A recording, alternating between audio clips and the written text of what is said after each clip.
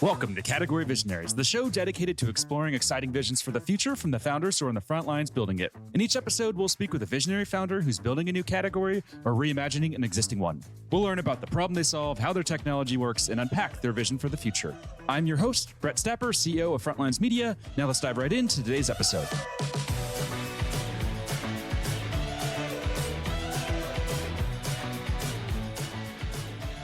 Hey everyone, and thanks for listening. Today I'm speaking with Nicholas Rudder, co-founder and CEO of Sphere, a corporate education platform that's raised $5 million in funding. Nicholas, thanks for chatting with me today. Thanks, Brett. Very happy to be here. Yeah, no problem. So before we get talking about what you're building, can we just start with a quick summary of who you are and a bit more about your background? Of course. Yeah. So my name's Nick. I'm the CEO of Sphere. I was born and raised in Australia. I'm not sure how much everyone knows about Australia, but the scale of, I guess, professional opportunities there is not quite the scale of the US. And I actually tried to get out of Australia when I was about, mid-20s, went in to go do an MBA over in Europe, in London. I had really high hopes for it actually, but it actually wasn't quite the experience that I wanted. I found actually quite underwhelming in a number of ways. It really had ridiculously outdated subjects. Professors really didn't have as much industry experience, and everyone sort of wanted to be into either consulting or banking. Then COVID hit. So I was in that whole, cohort of people that sort of had their MBA online. And really the education system at that point was a bit of a cartel, actually. They refused to drop prices despite the fact that you weren't getting the product that was on the tin. So at that point, that's when I started working on Sphere. I really wanted to make something that was far better, that was more applicable, more engaging, taught by the best instructors in the world. And so I started working on the Sphere in London and then ended up moving it to the US. And that's where I am now in San Francisco. And what was that journey like moving to the US? Did you have any concerns or were you just ready to go and get to SF and get on the ground? Yeah, so I've always wanted to move to SF. Frankly, I'd been in Australia and the startup environment is nowhere near as big as it is in SF. And a lot of Aussies look up to SF as this tech Mecca.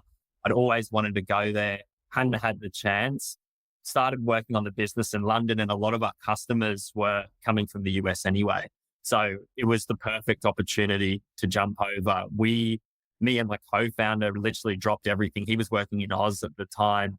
We packed up our bags, moved our lives over here and gave it a go. And it's going well so far. Nice. That's awesome. Who are the Australian tech companies that you look up to? The only one that I can even think of, which I'm sure there's more, is Canva. They're Australian, right? Yep, they are indeed. I actually admire Melanie Perkins quite a lot. She's awesome. She basically showed a lot of Aussies that you can create one of the most valuable companies in the world, regardless of where you came from. She came from WA and as far as Australia goes, Australia's a small pool, but WA is an even smaller pool. WA, for everyone who doesn't know, is Western Australia, as I said.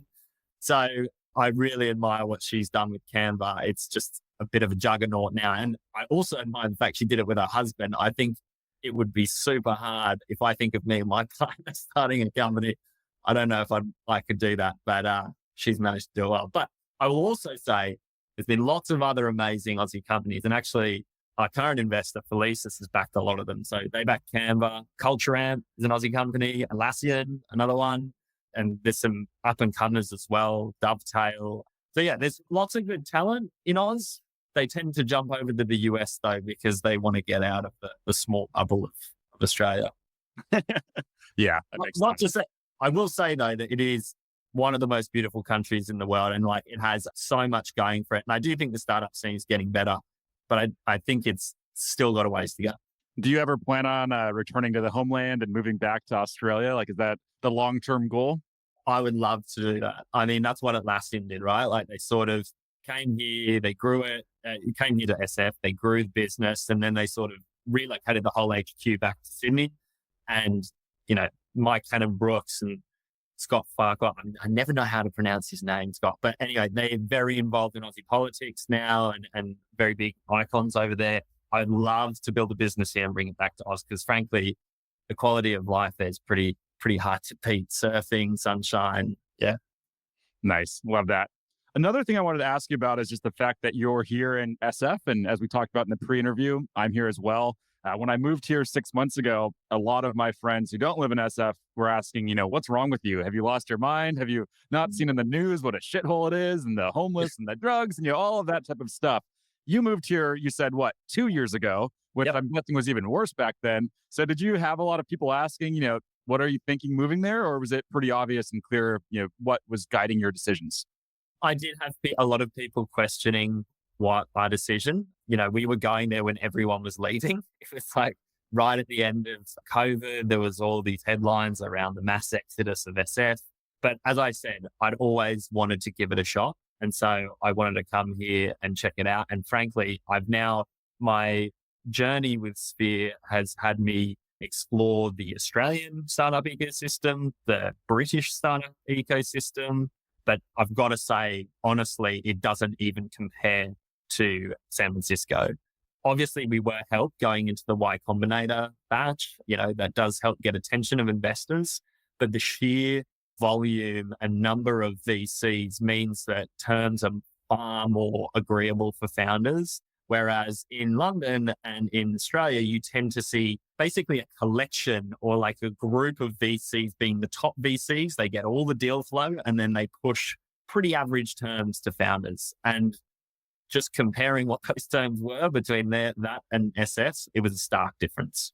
Yeah, makes sense. Sure, it's a no-brainer at that point. Yeah.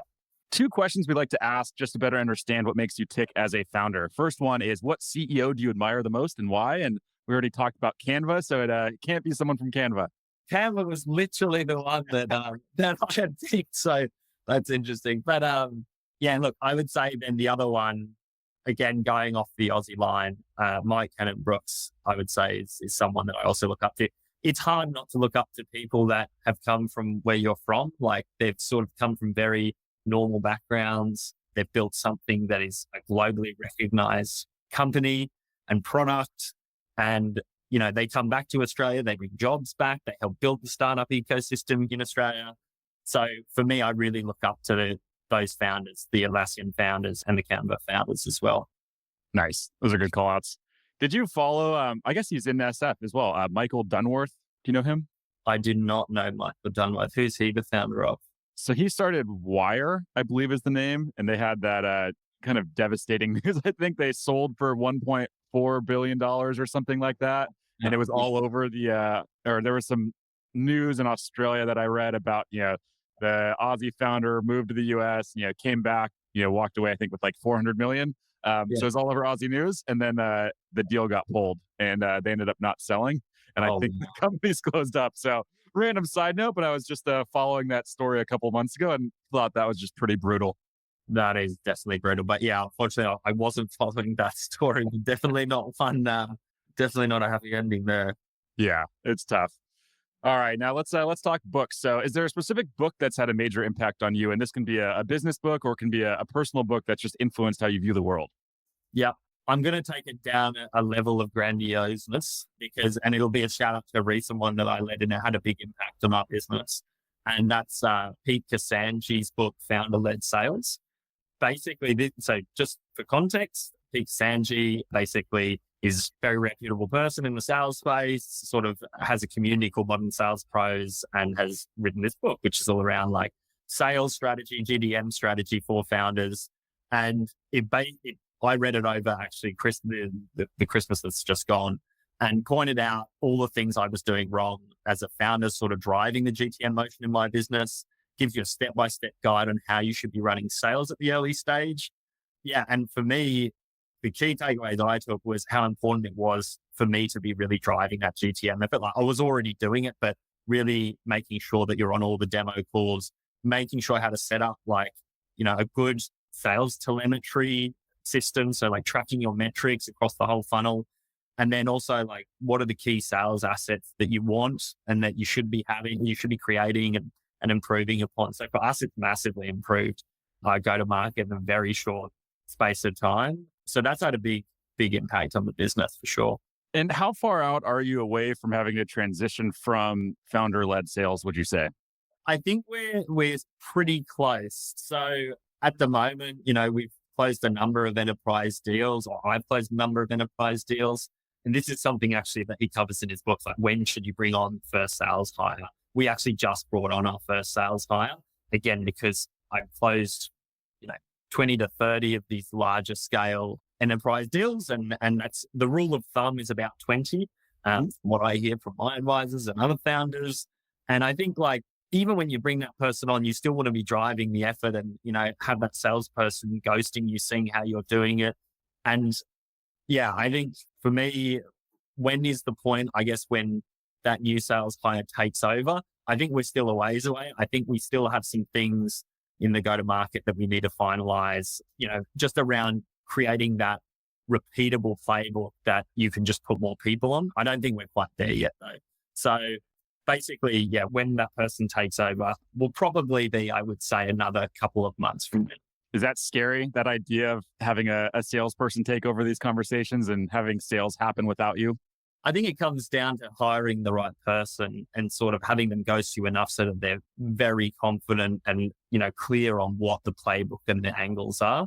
Yeah, I guess there always is a bit of nervousness, especially when you're a type A person, which I would say I am, is you always have a bit of trouble letting go of what you've been running for a while. But I do trust the person that we've brought on, and I think we put the right training in place so that when it comes time to hand over the reins, I'll be pretty confident in his ability.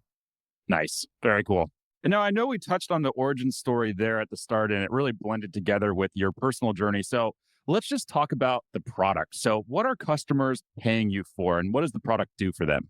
Yeah. So basically what our platform does is that we're a platform that allows businesses to upskill their workforce through live interactive courses. So right now, what happens is businesses buy these live courses.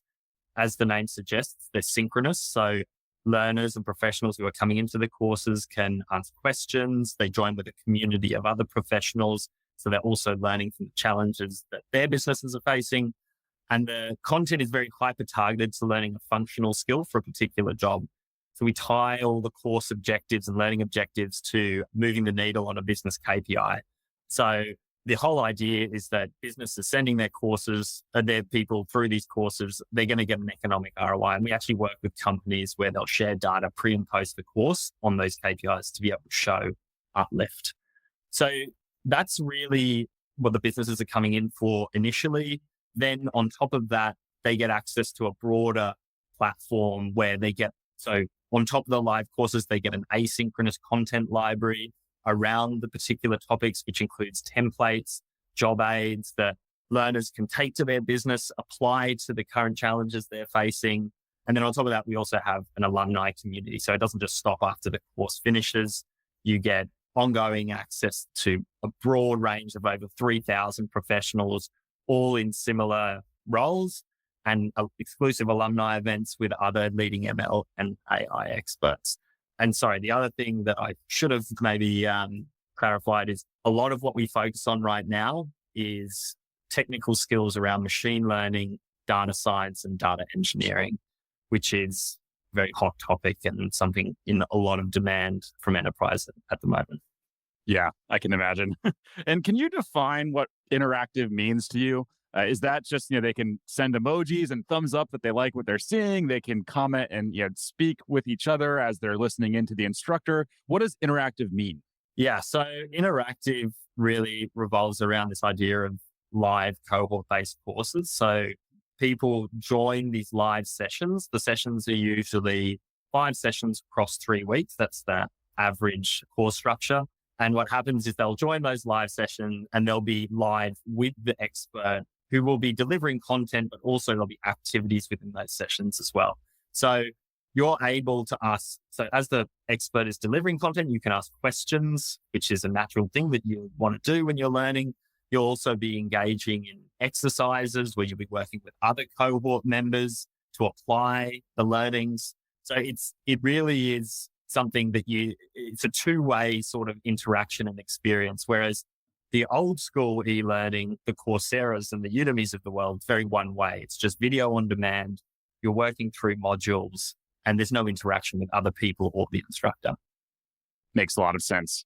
And then what does that competitive landscape look like then? Is it those companies you just mentioned with Coursera and Udemy, or who are those big competitors? And then who are just the other competitors that are emerging?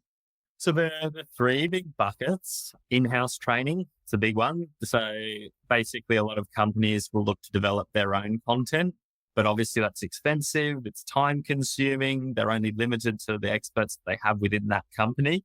And obviously there's no networking there as well, maybe within the company, but not outside of it. Then on the other bucket, I would say is what we call e-learning 1.0 providers. It would be the Coursera's, the Udemy's, the asynchronous learning providers. There, because everything's one way, you really have very low engagement rates from learners. The completion rates on Coursera and Udemy are widely known as being around 4%, so low single digits. Our completion rates are 80% plus. So it's a vast difference. And really what a lot of businesses, when they do use an external learning provider, it is those big asynchronous learning libraries. They're very much a tick the box solution versus a move the needle for your team solution. Then you've got live learning. We're in that bucket. There are some players that we compete against in that bucket. Maven is probably one that we come up against, although it's not real. They're the only other, I would say, live learning provider. So they offer cohort-based courses, but it's very much B2C focused, not B2B focused. They'll allow anyone to come in and be an instructor as well, whereas we very much curate our instructors. They're all like top industry leaders from leading companies. And so, yeah, they have a very much B2C focus. We're very much B2B focused. So no one competing in that B2B live learning marketplace right now, which is what gets us excited. Makes a lot of sense. And looking through the website, there's some very impressive logos there. So you have Shopify, you have Tinder, Flexport, Stripe, and that's just a few of the big logos. What's the secret, man? You got to tell us. So being an early stage startup, I know enterprise sales isn't easy. How'd you pull it off? How'd you manage to land such an impressive list of logos? Yeah, so we have a product-led sales strategy, and I would say that's like part of our secret sauce it's not really a secret. Lots of companies now are employing this, but it's very much a novel GT go-to-market approach. So what happens is individuals from a company sign up for our courses. They see these amazing instructors. They want to learn from them. They sign up for the course. They'll expense it to their L&D stipend. Then what happens is they have a good experience. They go tell the rest of their team. More from that team comes in.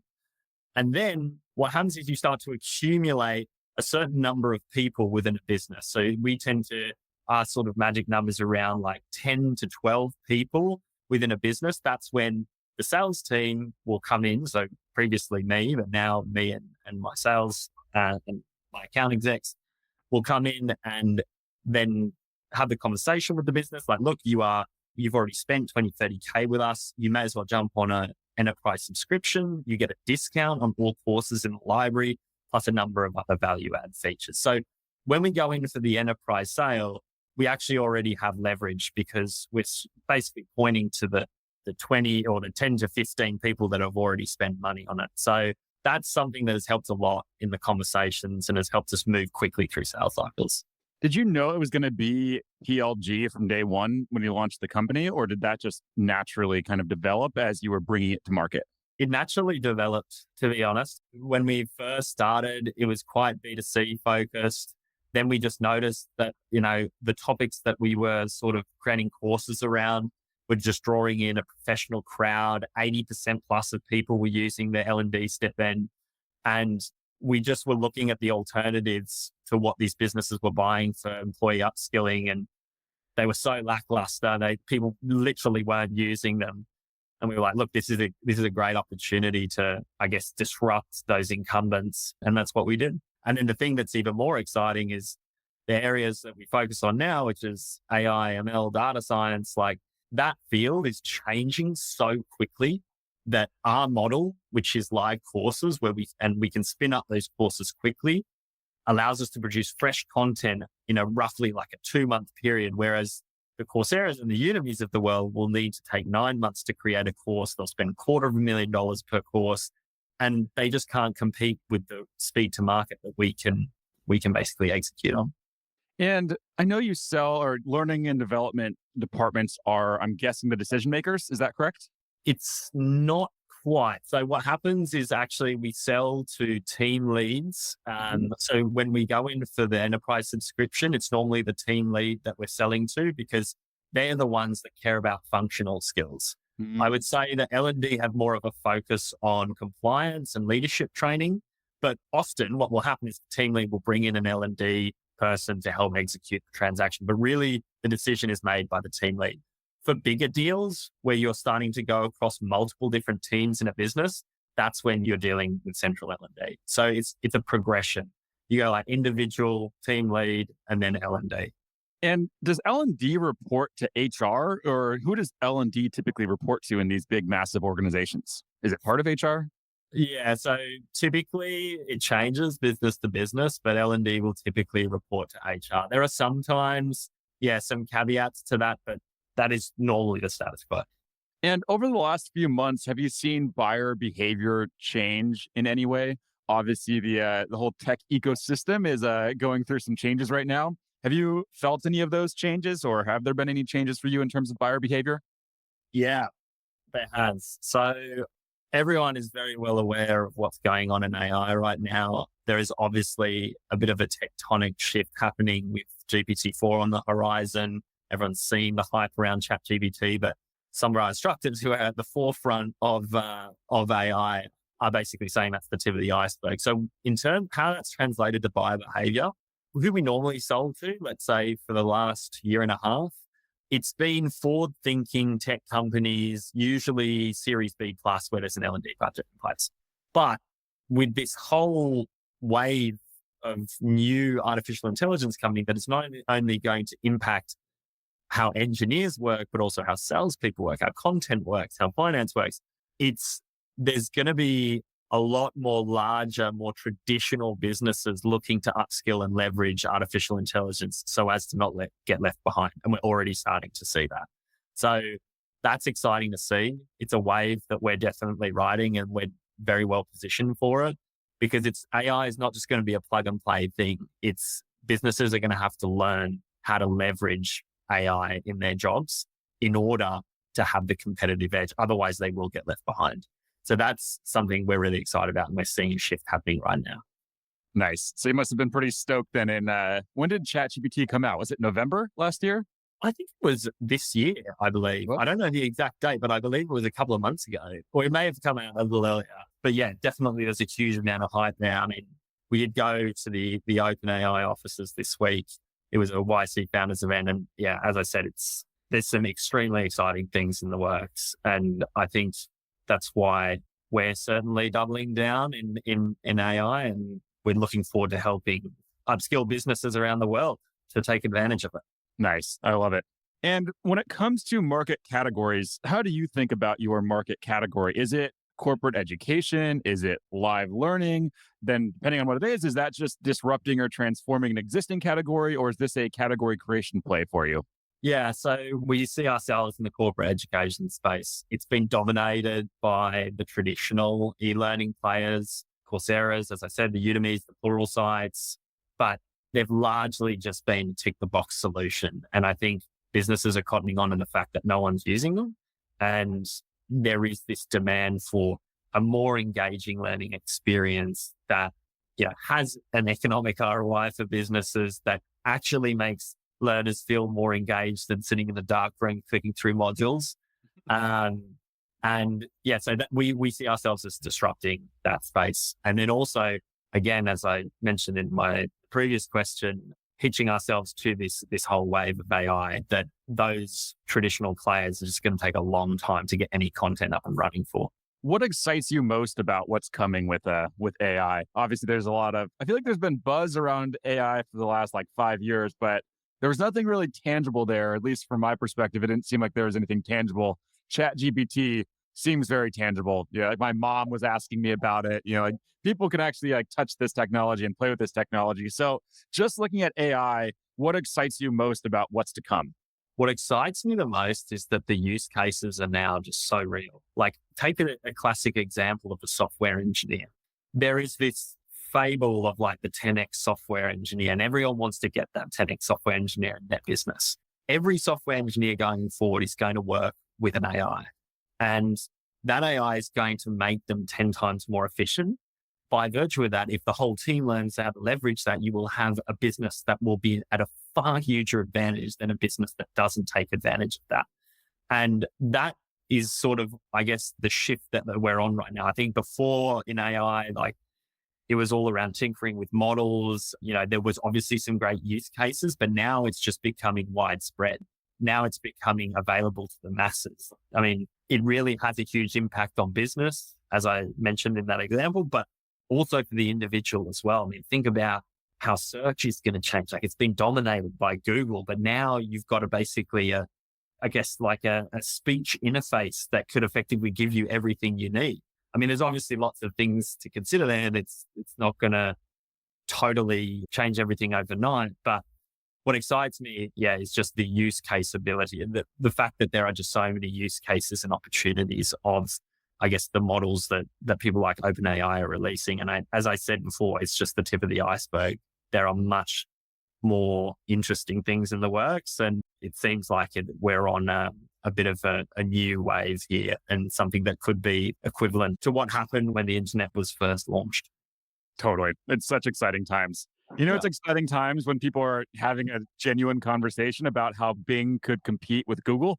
I don't know if uses Bing, but those are real headlines now. And it's actually viable. Like it does make sense that could happen because it seems like everything.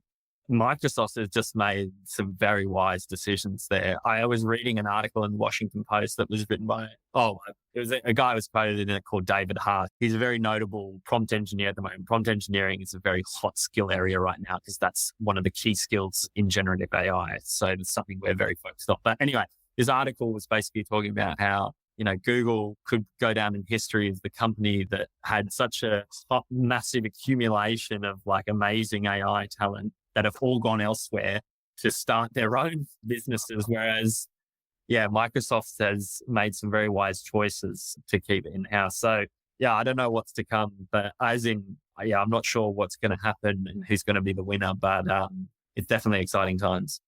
Yeah, absolutely. Couldn't agree more. All right, Nicholas, unfortunately, that's all we're going to have time to cover for today's interview. But before we wrap, if people want to follow along with your journey, where's the best place for them to go? Yeah, so 3 things you can do. Follow me on LinkedIn, me personally, Nicholas Rudder. You can follow Sphere as well. Again, you can find us on LinkedIn and Twitter. And if you want to know about our courses, go to our website, which is getsphere.com, and sign up to our mailing list there. And that's the best place to keep up to date. Awesome. Thanks so much for taking the time to talk about what you're building and share this vision. This is all super exciting, and look forward to seeing you execute and come back on in a couple of years and talk about everything that's happened. Cheers, Brett. Appreciate it. Take care.